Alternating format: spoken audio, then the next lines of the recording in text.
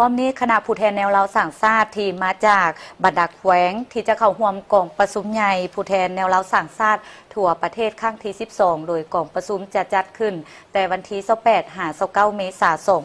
2026 คณะผู้แทนดังกล่าวก็ได้เยี่ยมยามธนาคารคำลาวจำกัดโดยเป็นธนาคารที่มีเครื่องมือทันสมัยพร้อมทั้งจำหน่ายค้ำแทงได้มาตรฐานสากลโปร่งใสเสื่อถือได้ซึ่งในมื้อนี้27 เมษายน 2026 ผู้แทนแนวเราสั่งชาติที่มาจากบรรดาแขวงที่จะเข้าร่วมกองประชุมใหญ่ผู้แทนแนวเราสั่งชาติทั่วประเทศครั้งที่ 12 นำโดยท่านนางแพงพันธ์บุพภาพรหัวหน้ากลุ่มโฆษณาศูนย์กลางแนวเราสั่งชาติได้นำพาผู้แทนกองประชุมเยี่ยมยามธนาคารคำลาวจำกัดโดยการต้อนรับของทานวันไซทองสีทาวงศ์รองผู้อำนวยการใหญ่ธนาคารคำลาวพร้อมคณะท่านนางสุภาพรสวนวงศ์ห้องผู้อำนวยการใหญ่ธนาคารคำลาวจำกัดได้แนะนำและอธิบายให้ผู้แทนได้รับรู้ว่ามาฮอดปัจจุบันธนาคารคำลาวมีบริการรับฝากวัตถุมีค่าโดยการให้เช่าตู้นิรภัยเก็บรักษาเอกสารมีค่าและวัตถุมีค่าอยู่ในสถานที่มีระบบปลอดภัยได้มาตรฐานสากล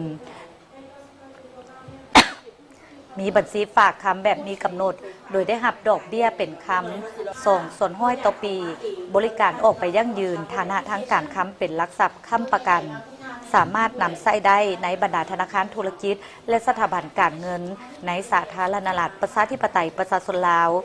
การให้กู้ยืมคำในรูปแบบคำให้ลูกค้าที่ถือค้ำประกันด้วยคำ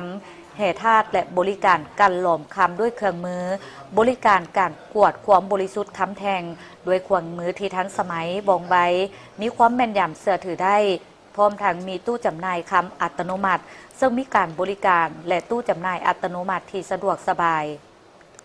พร้อมที่จะจำหน่ายคำแทงที่มีมาตรฐานสากล